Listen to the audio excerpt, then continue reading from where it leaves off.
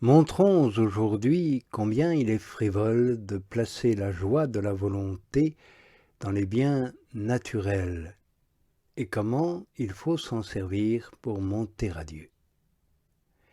Par bien naturel, nous entendons ici la beauté, la grâce, la distinction des manières, la richesse du langage, la complexion et toutes les autres qualités du corps.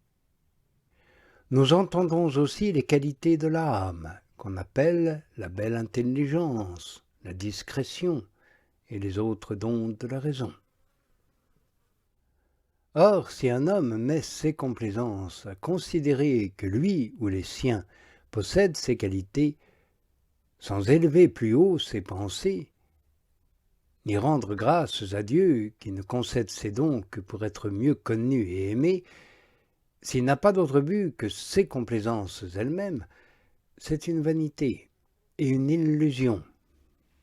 Comme le dit Salomon, trompeuse est la grâce, vaine est la beauté, la femme qui craint Dieu est celle qui mérite d'être louée.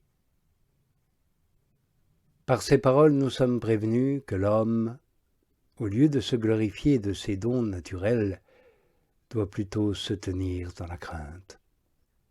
Car il peut facilement être entraîné à y trouver l'occasion de s'éloigner de l'amour de Dieu en tombant dans la vanité et l'illusion.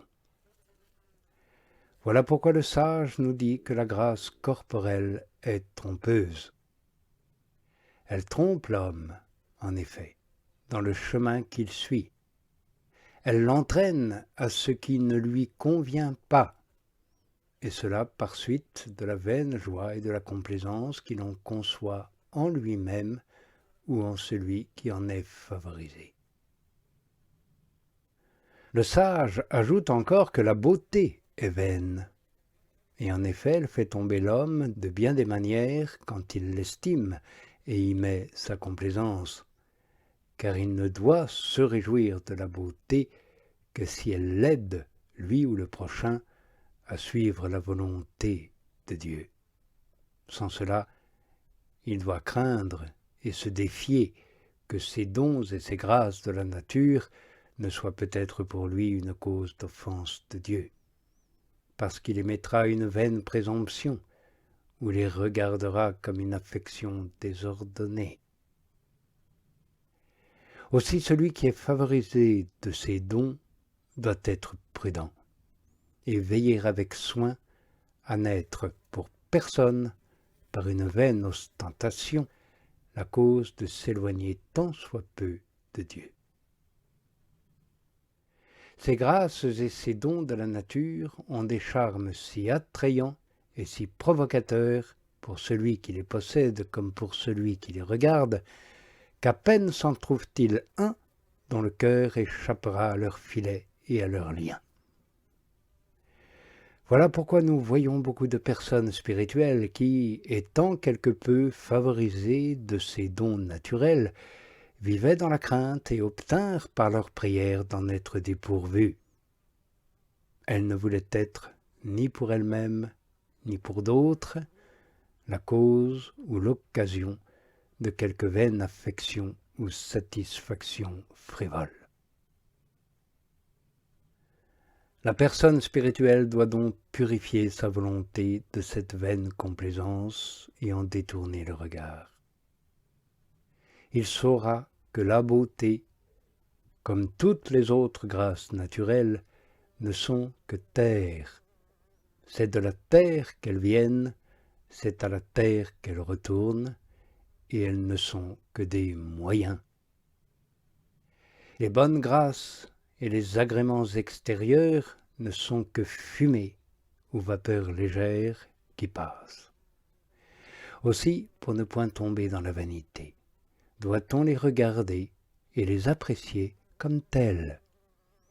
Élever le cœur vers Dieu dans la joie et l'allégresse, parce que lui renferme éminemment toutes les beautés et toutes les grâces des créatures, et les dépasse d'une manière infinie, car ainsi que le dit le psalmiste, toutes les créatures sont comme un vêtement qui vieillit et qui passe. Dieu seul est immuable et ne change pas. Voilà pourquoi, si l'on ne surnaturalise pas la joie qui vient des créatures, et si on ne l'élève pas à Dieu, elle sera toujours vaine et trompeuse.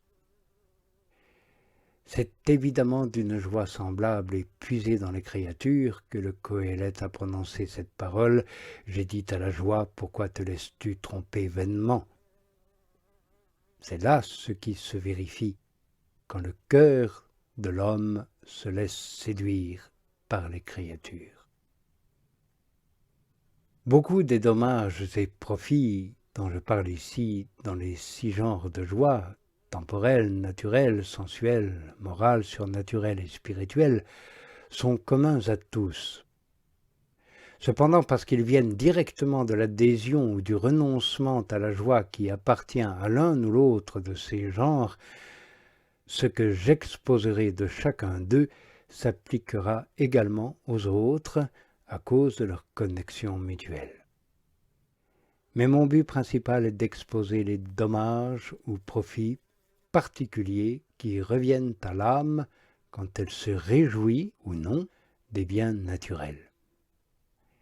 Je les appelle particuliers parce qu'ils proviennent premièrement et immédiatement de telle sorte de joie, mais secondairement et immédiatement de telle autre. Voici un exemple. La tiédeur de l'esprit est un dommage qui provient directement de tous les genres de joie et de chacun d'eux en particulier. Et ainsi il est commun aux 6 genres de joie. Mais la sensualité est un dommage spécial qui ne provient directement que de la joie que l'on met dans les biens naturels ou corporels dont nous parlons. Or, les dommages spirituels et corporels causés directement et effectivement à l'âme quand elle met sa joie dans les biens naturels se réduisent à 6 dommages principaux: la vaine gloire, la luxure, la quête des éloges, la perte du jugement, la divagation d'esprit et enfin la tiédeur spirituelle. Le premier des dommages est donc la vaine gloire, la présomption, l'orgueil, le mépris du prochain, tout cela étant tout un. Et en effet, on ne peut pas donner une estime exagérée à un objet sans la refuser aux autres. Il en découle, au moins d'une manière réelle et implicite, un mépris de tout le reste. Car il est naturel que si l'on porte son estime vers un objet, le cœur se retire des autres pour aller à celui qu'il préfère. Et si ce mépris est réel, il est très facile d'arriver à un mépris formel et volontaire de quelqu'une de ces autres objets en particulier et en général.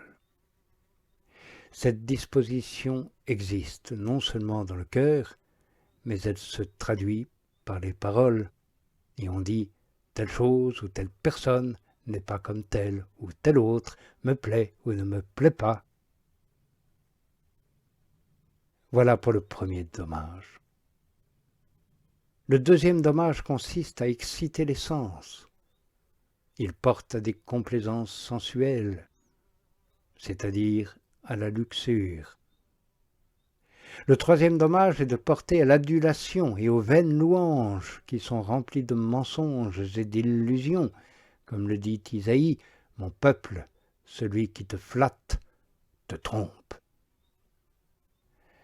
La raison, c'est que si, parfois, on dit la vérité en faisant l'éloge des bonnes grâces et de la beauté du corps, il est bien rare qu'il n'en résulte quelque inconvénient, ou bien on fait tomber le prochain dans la vaine complaisance ou la joie frivole, ou bien on y porte de l'attachement et des intentions impures. Pour les 3 autres dommages, le temps nous manque, nous les détaillerons demain.